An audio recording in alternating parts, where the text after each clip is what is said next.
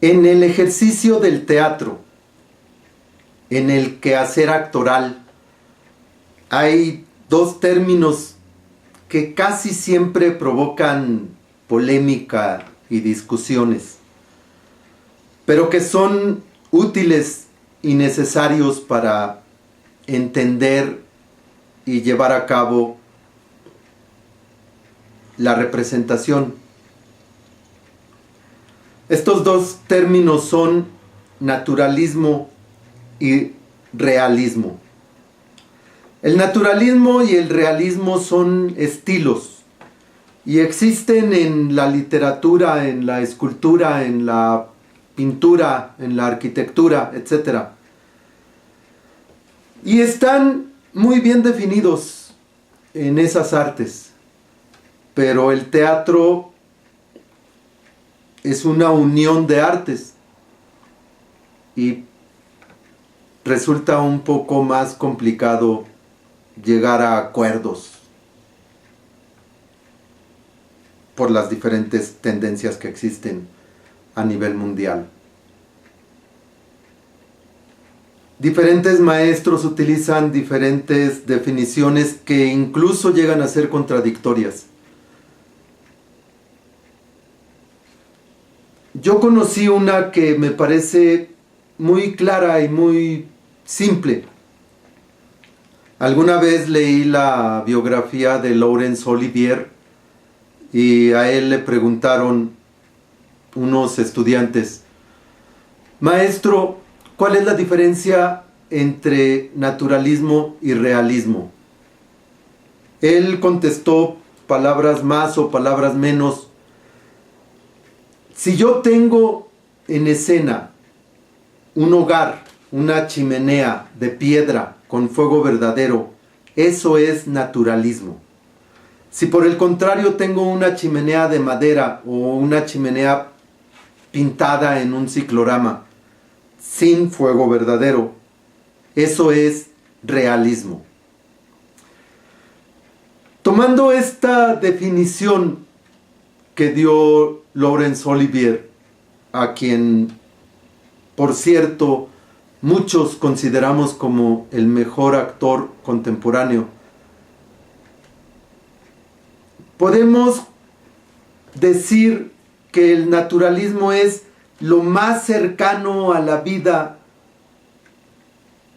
cotidiana, a las reacciones cotidianas verdaderas de las personas.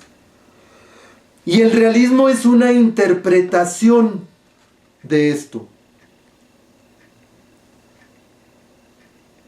Dice la leyenda que Konstantin Stanislavski, a quien se le considera como fundador del naturalismo,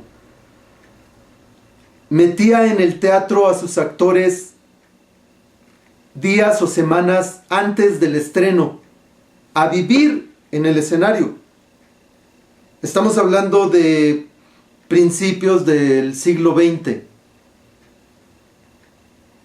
Estos actores permanecían en el escenario sin bañarse, ahí vivían, literalmente. La obra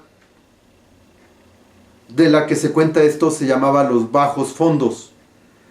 Y la gente, cuando entraba al teatro, veía a los personajes en los bajos fondos, olía a los personajes en los bajos fondos y sentía las chinches y las pulgas de los bajos fondos. Yo no sé si eso es verdad o es mentira, pero es una bonita imagen. Jamás en mi vida, como actor o como espectador, he visto algo que se le parezca. El teatro ha continuado evolucionando. Bueno, el teatro naturalista surgió como respuesta a la grandilocuencia que ocurría a finales del siglo XIX y principios del siglo XX. En ese tiempo la corriente más fuerte del teatro se le llamaba romanticismo neoclásico. Un ejemplo de este tipo de teatro es Don Juan Tenorio, en donde se habla con grandilocuencia y se actúa un tanto exagerado. Así es ese teatro. Después vino el naturalismo, hubo otras tendencias, otros maestros, pero actualmente la mayoría del teatro que se desarrolla, cine, televisión incluidos, es realismo. El ejemplo más claro del realismo es el teatro musical. ¿Por qué? Porque nadie va por la calle cantando y bailando. Y en el teatro musical, la gente va por la calle cantando y bailando. ¿Por qué es importante entender la diferencia entre naturalismo y realismo? Si consideramos este punto de vista de que la mayoría de la actuación que se desarrolla hoy en día es realista, entonces tenemos que asumir que lo que hacemos es una interpretación.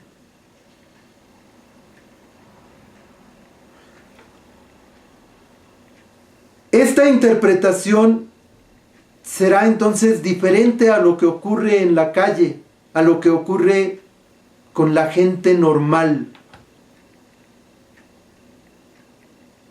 Y esto lo podemos entender mucho más fácil con otras dos definiciones, con otros dos vocablos: la certidumbre y la incertidumbre. Todos los personajes, desde un punto de vista dramático, de autor, de dirección y de actor, todos los personajes tienen una vida corta y sabemos lo que va a ocurrir con ellos. Eso nos da certidumbre. Si además trabajamos con el método que desarrolló Bertolt Brecht, entonces el propio personaje sabe lo que le va a ocurrir. El propio personaje tiene certidumbre.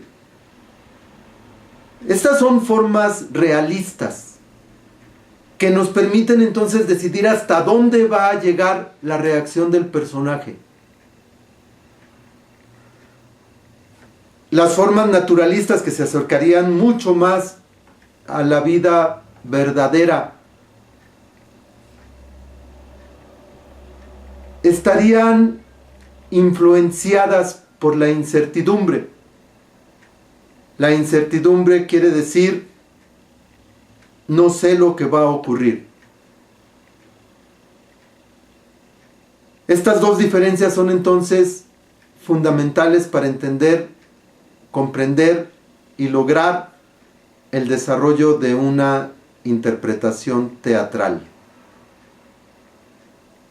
Gracias.